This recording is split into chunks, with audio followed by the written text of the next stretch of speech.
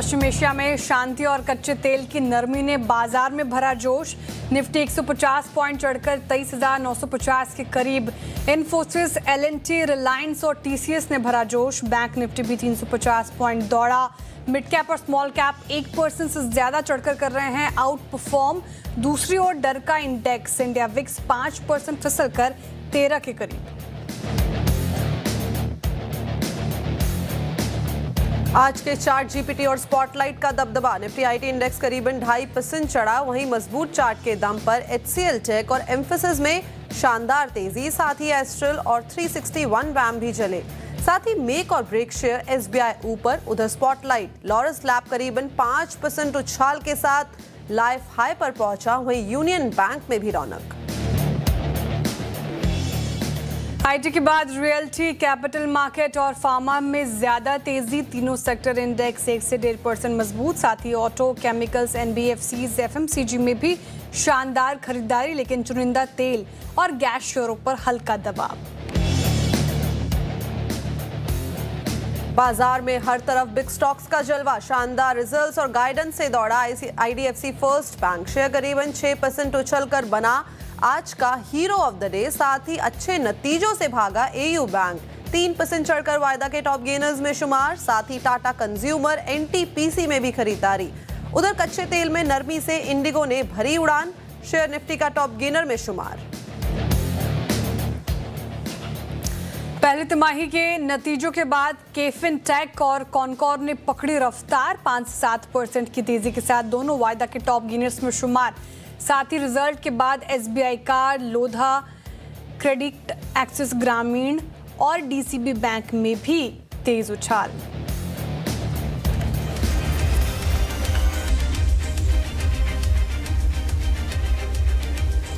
नमस्कार, सीएनबी से आवाज, मोतीलाल ओसवाल लाइव स्टूडियो में आप सभी का स्वागत है। आप देख रहे हैं ट्विटर्स हॉटलाइन। मैं हूं आपके साथ श्रेया ठाकुर। मेरे साथ मौजूद है मेरी सहयोगी कंचन नौटियाल और आज के मेहमान मार्केट एक्सपर्ट दुबई से हमारे साथ जुड़ रहे हैं प्रकाश गाबा सर। गाबा सर, गुड मॉर्निंग। आ रही हूँ आपके पास थोड़ी देर में, लेकिन उससे पहले मार्केट लेकर आइए स्क्रीन पर। और हफ्ते का पहला कारोबारी सत्र शुरुआत अच्छी हुई है मार्केट की। हम 145 अंक ऊपर निफ्टी में कामकाज कर रहे हैं। बैंक निफ्टी में स्ट्रेंथ है। आप ब्रेथ देख लीजिए, मिड कैप और स्मॉल कैप में अच्छी तेज़ी है। स्टॉक स्पेसिफिक एक्शन काफ़ी अच्छा होता हुआ नज़र आ रहा है। लेकिन जो रेजिस्टेंस की हमने बात की थी सुबह, जो लेवल्स की हमने चर्चा की थी, वो परेशानी का सबब वो पार नहीं कर पा रहा। बैंक निफ्टी ऊपरी स्तरों से थोड़ा सा फिसला है। एक बार बैंक निफ्टी फिर से रखेगा इंट्राडे चार्ट स्क्रीन पर और देखिए बैंक निफ्टी में थोड़ी नरमी ऊपर से आती हुई। पीएसयू बैंक्स भी थोड़ा नरम हुआ है और प्राइवेट बैंक्स भी अगर आप देखें तो उतनी खास परफॉर्मेंस नहीं देखने को मिल रही है। नतीजों के बाद बैंक ऑफ इंडिया, हालांकि नतीजे अच्छे थे बैंक ऑफ इंडिया के, वो टूटे 2% नीचे bank of India. Bank of Baroda flat और महाराष्ट्र बैंक थोड़ा नरम नजर आएगा आपको। क्या करना चाहिए निफ्टी बैंक निफ्टी पर? क्या रेजिस्टेंस लेवल पार हो पाएगा? क्या करे गाबा सर? उससे पहले दुबई में कैसा लग रहा है आपको? Thank you very much. मुझे तो पहले लगा जब आपने कहा आ रही हूँ आपके पास, मैं सोच रहा था कि दुबई तो नहीं आ रही। बुलाएंगे सर, आ जाऊंगी। वो भी फ्लाइट की टिकट आपको देनी पड़ेगी। वो भी डन। चलो तो कोई बात नहीं, आइए। Dubai is beautiful, lovely city. लग रहा है कि I'm on a holiday. There's a beautiful creek view है यहाँ पर। और on a higher floor, creek view, lovely, fantastic, beautiful, interesting, amazing life. I'm spending time with my son and my daughter. और भी अच्छा हो जाएगा फिर तो ये ट्रिप सर आपका। लेकिन जितना फैंटास्टिक अमेजिंग दुबई है, क्या मार्केट लग रहा है वैसा आज? देखिए, मार्केट का आज तो लगता है हाई बन गया, ऐसा लगता है, क्योंकि गैप अप खुला और जो रेजिस्टेंस था वहां पर चला गया। रेजिस्टेंस एक्चुअली था 24,000 के आसपास, लेकिन उसके पहले ही लौटा। 24,975 शायद हाई है आज फ्यूचर्स का। मुझे लगता है यहाँ पर थोड़ी निफ्टी में डिप मिल सकती है। So is the case with bank. अगर ये गैप अप नहीं खुलता, फ्लैट खुलता, तो एक अप मिलता। चूंकि ये गैप अप मिला, ऊपर जाकर एग्जॉशन आ गया, प्रॉफिट बुकिंग हुए। तो I think is more of profit booking than anything else. शायद एक साइडवेज मूव तो स्लाइटली बेरिश बायस पॉसिबल है निफ्टी और बैंक निफ्टी दोनों में। ओके, तो ये थी राय निफ्टी 50 के ऊपर और साथ ही साथ ओवरऑल बाजार में किस तरीके का मूड माहौल जो है वो दिखाई दे रहा है। चलिए, काफ़ी सारे नंबर्स भी आए हैं और नंबर्स पे हमें देखने को मिल रहा है कि स्टॉक स्पेसिफिक एक्शन भी है। वैसे ही हमने देखा था कि डॉक्टर लाल पैथलैब के नंबर्स आए और यहाँ पे अगर हम Q1 की बात करें तो अच्छा खासा परफॉर्मेंस देखने को मिला है रेवेन्यू फ्रंट में, प्रॉफिट फ्रंट में, और इनफैक्ट जो मार्जिन है वहाँ पे भी अच्छी तेजी जो है वो देखने को मिली है। कंपनी ने फिस्कल ईयर 27 में मिड टीन्स रेवेन्यू ग्रोथ की उम्मीद जो है वो भी जताई है, यानी कि टोटली हम देखें तो नंबर्स काफ़ी शानदार देखने को मिले हैं। ग्रोथ आउटलुक और आगे की जो रणनीति है उस पर बात करने के लिए डॉक्टर लाल पैथलैब के जो ग्रुप CFO और CEO हैं वेद पी गोयल जी, वो हमारे साथ जुड़ गए हैं। उनसे एक बार बात करते हैं, समझते हैं कि किस तरीके से आगे के नंबर्स जो हैं वो देख रहे हैं। सर गुड मॉर्निंग, कंचन बात कर रही हूँ। ओवरऑल अगर हम कंपनी के नंबर्स देखें तो नंबर्स हमें शानदार देखने को मिले, लेकिन ऐसे कौन से ड्राइविंग फोर्स थे जिससे ये जो नंबर्स हैं वो आते हुए दिखाई दिए हैं? गुड मॉर्निंग कंचन जी। एक्चुअली में 3-4 चीजें हुई हैं जो इस नंबर की। एक तो इस क्वार्टर में जो ग्रोथ आई है 19.1% की, ये काफी एंकरेजिंग है। 4 साल बाद हमने ऐसी ग्रोथ देखी है और उसका रीजन क्या है, 2 साल में जो हमने एक तो इंफ्रा पे जो इन्वेस्टमेंट किया है, चाहे लैब खोली है हमने, अराउंड 32 लैब्स खोली हैं पिछले 2 साल में, 2000 से ज्यादा कलेक्शन सेंटर हमने खोले हैं जो मोर डीपर, मतलब टियर 3 टियर 4 में भी हम गए हैं। उसके बाद जो हमारा पोर्टफोलियो है उसमें भी हमने काफी सारे हाई एंड टेस्ट लॉन्च किए हैं। 100 से ज्यादा टेस्ट हमने लॉन्च किए हैं और कई सारे टेस्ट तो ऐसे हैं जो फर्स्ट इन इंडिया हैं। और उसके बाद आप देखेंगे हमारा स्वस्थ फिट जो हमारा वेलनेस पोर्टफोलियो है उसकी भी ग्रोथ मोमेंटम कंटिन्यू है। उसके अलावा दिल्ली NCR इज जो हमारे एक कोर ज्योग्राफी है उसका बड़ा एनकरेजिंग रिजल्ट चल रहा है, क्योंकि अगर देखें कई क्वार्टर से हमने देखा है डबल डिजिट्स के अंदर इसकी ग्रोथ आ रही है। तो ये सारे फैक्टर हैं जो कि हमने इस ग्रोथ के ड्राइवर हैं मेरे हिसाब से इस क्वार्टर में। यस ओके गोयल जी, गुड मॉर्निंग। श्रेया बात कर रही हूँ। इंटरेस्टिंग नंबर्स और आपने कारण भी समझाए, लेकिन ये जो मरीजों की संख्या आपने कही कि बढ़ी है, काफ़ी पेशेंट्स बढ़े हैं, साथ ही वॉल्यूम्स में काफ़ी इजाफा देखने को मिला, आपने नए टेस्ट्स भी इसमें शुमार किए गए हैं, वहाँ पर रिस्पांस कैसा है? और ये ओवरऑल पूरे पैन इंडिया में डिमांड बढ़ी है कि जो आपका मार्केट शेयर गेन हुआ है उसका एक फ़ायदा होता हुआ नजर आया है? नमस्कार श्रेया जी। ये ओवरऑल मतलब पूरा सब जगह ही ये देखा है, कोई पर्टिकुलर पोर्टफोलियो या पर्टिकुलर ज्योग्राफी नहीं है। हर एक ज्योग्राफी में अच्छा ट्रैक्शन देखने के लिए मिला है इसका। और उसका जैसे कि मैंने रीजन बताया सारा, चाहे चैनल एक्सपेंशन हो या प्रोडक्ट का एक्सपेंशन हो, और ये स्वस्थ फिट ने जो हमारा नीचे टियर 3 टियर 4 में भी उसकी डिमांड अच्छी रही है। तो ये सारे फैक्टर रहे हैं। उसके अलावा हमने मेडिकल जो एक मेडिकल स्ट्रेंथ पे हमने मेडिल्यूमना एक इवेंट किया था, उससे भी हमारा काफी हाई एंड जो पोर्टफोलियो है वो काफी हमारे को ट्रैक्शन मिला उसमें। तो ये सारे फैक्टर हैं और मुझे लगता है आने वाले टाइम में जो हम ये इन्वेस्टमेंट कर रहे हैं और जो हमने लास्ट 2 साल में की है वो कंटिन्यू रहेगी। और इस साल में भी जो इंफ्रा का एक्सपेंशन है वो कंटिन्यू है। तो मुझे बड़ी उम्मीद है कि आने वाले भी इस नेक्स्ट 3-4 क्वार्टर में हमारा ऐसा ही हाल रहेगा। वेल गोयल जी, एक सवाल, जैसे कि इस बार हमने जो रेवेन्यू ग्रोथ देखी है वो है समवेयर अराउंड 19.1%, और आपने जो गाइडेंस में मेंशन किया है, आपने बोला है कि मिड टीन्स हमें पूरे साल में जो ग्रोथ है वो देखने को मिल सकती है। तो 19% की इस बार की ग्रोथ है और मिड टीन अभी आप अनुमान जो है आने वाले क्वार्टर्स के लिए जता रहे हैं, तो ये कम होती हुई दिखाई दे रही है या 19% के आसपास ही रहेगी? देखिए अभी कहना बड़ा मुश्किल है, क्योंकि एक क्वार्टर के बेस पे हमारे लिए बड़ा मुश्किल होता है कुछ बताना पूरे साल का। तो Q2 का जब रिजल्ट आएगा उसके बाद मैं ज्यादा अच्छी पोजीशन में होऊंगा बताने में कि पूरे साल का क्या अनुमान रहेगा। बट अभी जो हमको लगता है कि ये मिड टीन्स की ग्रोथ तो हमारी हमें कॉन्फिडेंट है, दिखती है। ओके, कॉन्फिडेंट काफ़ी साउंड कर रहे हैं आप। अच्छा, कोई और गोयल जी प्लानिंग है आपकी एक्विजिशंस को लेकर? एक्सपेंशन को लेकर आपने कहा, लेकिन एक्विजिशंस को लेकर कोई प्लानिंग जो आप बताना चाहेंगे? एक्विजिशन का तो देखिए हमने बोला है कि, और इसीलिए आप लोग पूछते भी रहते हैं कि हमारे बैलेंस शीट में कैश भी रखा हुआ है। तो डेफिनेटली एक्विजिशन और इनऑर्गेनिक ग्रोथ एक एजेंडा है हमारे उसमें। और स्पेशली साउथ एंड वेस्ट में, स्पेशली साउथ में फोकस है। तो हम देख रहे हैं, अभी ऐसा कुछ नहीं है जो मैं बताऊं आपको, बट हम देख रहे हैं साउथ में डेफिनेटली कोई इनऑर्गेनिक अपॉर्चुनिटी जहां पे हमें मिल जाए अच्छी एसेट जिसको हम स्केल अप कर सकें, तो डेफिनेटली ये हमारे प्लान में है।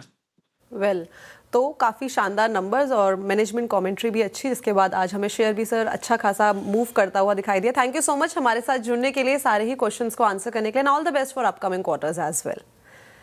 तो चलिए आगे बढ़ा जाए। सबसे पहले वो नंबर आपकी स्क्रीन के ऊपर लेके आते हैं जिसके थ्रू आप और हम हो सकते हैं कनेक्ट। इस व्हाट्सएप नंबर पे आपकी जो भी पोर्टफोलियो से जुड़ी हुई क्वेरी है आप भेज सकते हैं। हम कोशिश करेंगे ज़्यादा से ज़्यादा सवालों को एड्रेस किया जाए। अपार्ट फ्रॉम दिस हमारे जितने भी सोशल मीडिया प्लेटफॉर्म्स हैं वहाँ पे आप अपने सवाल भेज सकते हैं। श्रेया ठाकुर या फिर कंचन नौटियाल को आप डायरेक्टली DM या फिर टैग भी कर सकते हैं।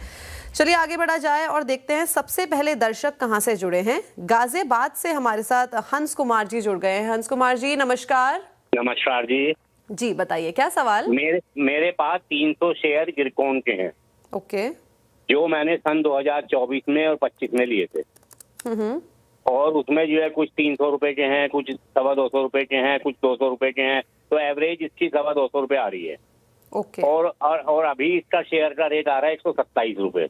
तो मुझे ये जानना है कि मैं रख सकता हूँ, अगर साल 6 महीने रखना हो, 2 साल रखने हो, तो ये मेरे पैसे पूरे हो जाएंगे या नहीं हो जाएंगे। ठीक है। इरकॉन इंटरनेशनल जैसे कि बताया एवरेजिंग 225 रुपए की है और 300 शेयर्स हैं पोर्टफोलियो में। इरकॉन में अगर हम देखेंगे तो 2023 से 2024 के बीच हमें एक वर्टिकल राइज जो है वो देखने को मिला था। शेयर उस टाइम पे करीबन 60 रुपए के भाव पे कारोबार कर रहा था और एक साल के अंदर 336 तक ये पहुंच गया था। उसके बाद डेफिनेटली एक जो प्रॉफिट बुकिंग है वो आई है, वहां से जो शेयर है काफी ज्यादा हल्का हुआ है। गाबा सर अगर हम बात करें जुलाई 2024 वहां से लगातार हमें यहाँ पे एक गिरावट और एक प्रॉफिट टेकिंग ही देखने को मिल रही है। क्या करा जाए। First of all good morning and अच्छा लगा कि आप दुबई में आराम से अपने जो वर्क एंड वेकेशन दोनों मोड में हमारे साथ जुड़े हुए हैं। बिल्कुल, thank you. Is visiting the family actually. Very nice, thank you very much. ये जो इरकॉन है इसका बेसिकली चार्ट स्ट्रक्चर वीक है। ब्लो आउट ऑफ हो गया करीब 300-350 के आसपास जब चला गया और वन वे राइज है जैसे कि आपने बताया।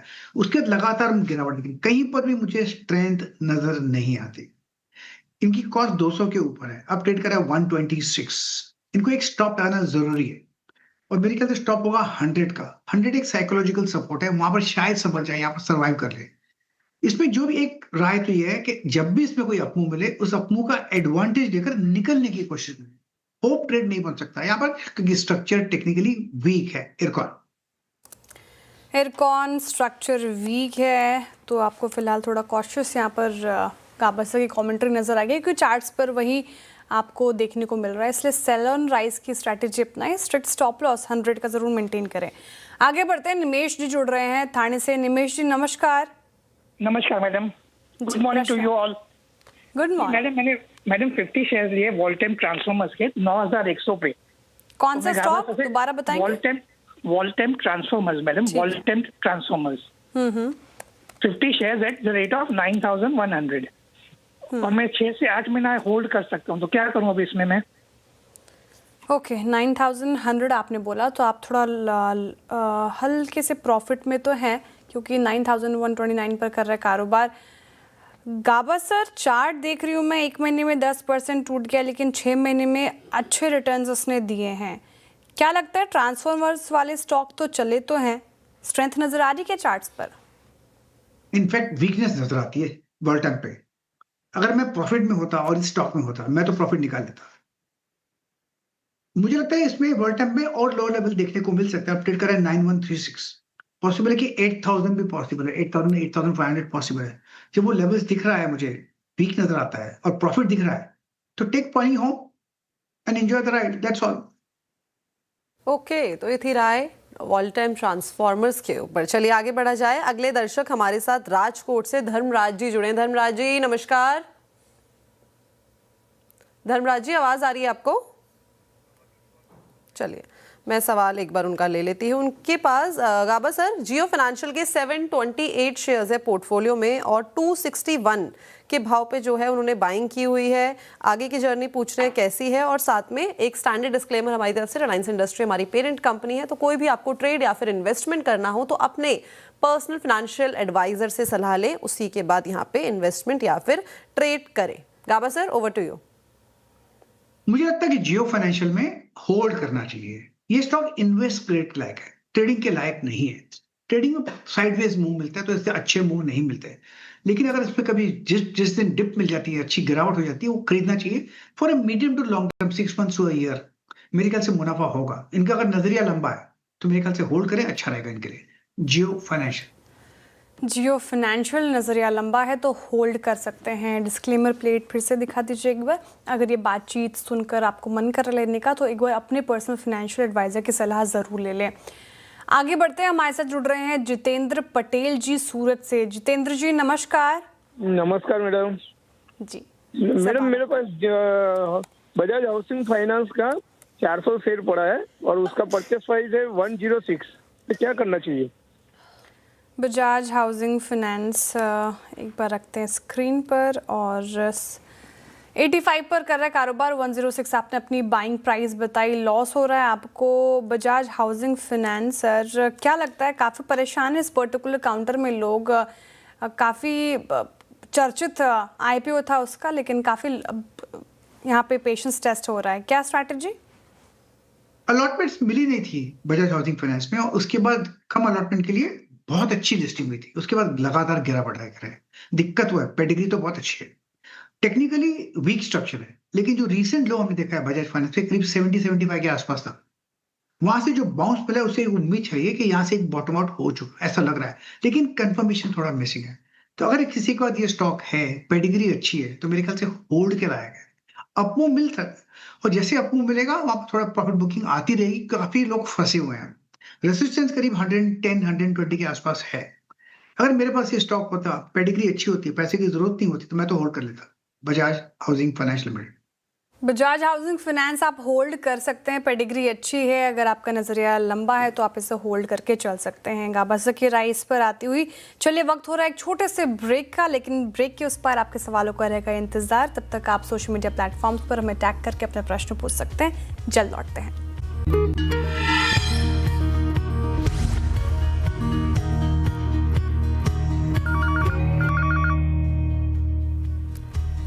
तो चलिए एक बार फिर से स्वागत है आप सभी का ट्रेडर्स हॉटलाइन में। चलिए देखते हैं अगले दर्शक उदयपुर से हमारे साथ जुड़े हैं हरीश जी। हरीश जी नमस्कार। जी नमस्कार मैडम। जी बताइए क्या सवाल? मैडम मेरा सवाल है, मैंने रेडिको खैतान के शेयर ले रखे हैं, 194 है क्वांटिटी और 176 पे ले रखे हैं, तो अब इनको क्या करूं, प्रॉफिट बुक करूं या मतलब मैं 2-3 साल और रुक सकता हूं? वैसे ओके, रेडिको खैतान 2-3 साल और रुक सकते हैं। 194 क्वांटिटी है और 176 बोला आपने? हाँ जी, 176 पर परचेज किया हुआ मैंने। बस क्या गजब का मुनाफा यहाँ पे हो रहा है। 4185 पे कारोबार कर रहा है और 176 के भाव पे ये जो खरीदारी है वो, यानी कि काफी लंबे टाइम से ये जो होल्ड है अपने रेडिको खैतान को यहाँ पे करके चल रहे हैं। गाबाजर क्या करा जाए, एक तरफा मुनाफा, लेकिन बोल रहे हैं कि अभी भी 2 से 3 साल में होल्ड कर सकता है और आज भी अच्छा खासा मूव जो है यहाँ पे देखने को मिल रहा है। हम इनको जो भी सलाह देंगे ना, ये मानेंगे नहीं। इनकी कॉस्ट 176 है, हमको टीज करने आए हैं। देखिए मैंने 176 में लिया, स्टॉक बढ़िया है, सेटअप बहुत ही बढ़िया है, कंसोलिडेशन बहुत ही अच्छा हुआ है बिटवीन 4000 एंड 4200 के आसपास, और यहां से एक ब्रेकआउट मिला रेडिको खैतान में। अब तो ये 5000 पार कर लेगा। मेरे ख्याल से ये स्टॉक होल्ड के लायक है। इन्होंने कहा कि 2-3 साल होल्ड कर सकते हैं, बिल्कुल होल्ड करना चाहिए। होल्ड कीजिए, अच्छा रहेगा, अच्छा मुनाफा रहेगा। Is good and enjoy the ride. Good and enjoy the ride.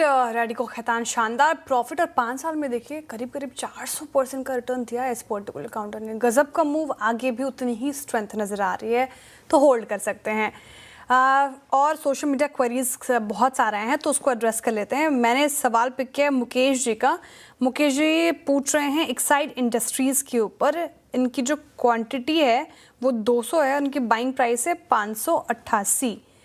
440 पे कर रहा है कारोबार, थोड़ा लॉस हो गया है गाबा सर इनको। एक्साइड ने पिछले कुछ सत्रों से तो अच्छा रिटर्न दिया है, चल भी रहा है एक काउंटर। जून 2024 के आसपास की इनकी खरीद होगी, क्या किया जाए? और चलेगा भी। अब इनके पास कॉस्ट थोड़ी हाई है। नॉर्मली मैं रिवर्स एवरेजिंग की सलाह नहीं देता श्रेया, लेकिन इस वक्त लगता है कि इस रिवर्स एवरेजिंग थोड़ा ऐड कर सकते हैं। जब ऐड करेंगे तो कॉस्ट कम होगी, क्योंकि अपमूव तो मिलना है इसमें स्टॉक में। स्ट्रक्चरली बहुत अच्छा ब्रेकआउट चाहिए था, वो मिल गया 400 के आसपास, तो इसमें अपमूव तो ऑन है। क्या ये 500 550 जा सकता है? एक्साइड बिल्कुल जा सकता है। जब हमको दिखता है कि ऊपर जा सकता है, इनके ऑलरेडी है, तो ऐड भी कर सकते हैं, कॉस्ट कम हो जाएगी, मुनाफा भी तो होगा ना। तो I think Exide is a hold and also a buy. Okay, तो होल्ड करके चल सकते हैं और बाइंग के लिए भी ये काउंटर अच्छा दिखाई दे रहा है। अगला सवाल ये पावा जी का आया है। गाबा सर, इनके पास ब्लू स्टोन के 200 शेयर्स है पोर्टफोलियो में, 850 के भाव पे खरीदारी की हुई है। बोल रहे क्या करना चाहिए? स्विंग ट्रेड के लिए खरीदा था। वेल, मेरे ख्याल से स्टॉक बढ़िया है, 814 के आसपास मिल रहा है, वॉल्यूम्स कम चलते हैं इसमें, लेकिन अपमूव ऑन है। होल्ड कीजिए, मेरे ख्याल से इट्स अ होल्ड। ऐसी जगह पर है जहां पर रेजिस्टेंस कम है। अभी नॉर्मल लॉजिकल टेक्निकल टारगेट 1000 का होना चाहिए, तो थोड़ा उसे वक्त कर सकते हैं। कुछ सपोर्ट पेशेंस की जरूरत है। ब्लू स्टोन ज्वेलरी शानदार रिटर्न से पर्टिकुलर काउंटर से भी मिले हैं। एक हफ्ते का चार्ट रखिएगा, और नतीजों के बाद जो भागा स्टॉक रुका ही नहीं, 30% का एक वीक में इसने दिया है रिटर्न। शानदार, यहाँ पर होल्ड किया जा सकता है। अच्छा, नेक्स्ट क्वेश्चन है निहारिका जी का। निहारिका जी लखनऊ से हैं और वो पूछ रही हैं एनसीसी के ऊपर। गाबा सर, एनसीसी का चार्ट खोल लीजिए, और इनकी जो खरीद है वो 197 की है, 139 पर 139 पर कर रहा है कारोबार। थोड़ा लॉस हो रहा है इनको, क्या किया जाए? क्या भाव वापस आएगा इनका? 197 का थोड़ा हायर साइड का है। हाँ जी, हायर साइड का टफ डेज कह सकते हैं। बेसिकली चार्ट स्ट्रक्चर वीक है। एक ब्लॉआउट टॉप हुआ था करीब 350 के आसपास एनसीसी में, अब देख रहे हैं 139 पे। तो जैसे आपको मिलेगा, इसमें सेलिंग प्रेशर काफी बढ़ेगा, जो फंसे हुए हैं वो निकलेंगे। है तो वीक। अब होप 135 जो रिसेंट दो देखा है चल जाए, यहाँ पर रुक जाए। अगर यहाँ पर रुक जाता है तो शायद एक आपको मिल सकता है, 150 के आसपास जा सकता है। वहां पर जैसे ही आपको मिल जाता है, वहां पर फ्रेश वहां पर एग्जिट की कोशिश कर सकते हैं, sell on rise stock NCC. Okay, ये थी राय एनसीसी के ऊपर। क्विकली एक अगला सवाल भुवास जी का। गाबा सर के पास जेके टायर्स हैं पोर्टफोलियो में, 1000 शेयर्स हैं और 404 के भाव पे खरीदारी की है। बोल रहे हैं अब क्या करा जाए? होल्ड करना चाहिए। आप 397 पे ट्रेड कर रहे हैं, कुछ खास नहीं है, लेकिन स्ट्रक्चरली इसमें स्ट्रेंथ मिल सकती है। शॉर्ट टर्म एक साइडवेज मूव है, लेकिन आपको मिल सकता है। आपको मिले तो 500 550 भी जा सकते हैं, वहां पर प्रॉफिट बुक कर सकते हैं जेके tyre. I think good stock.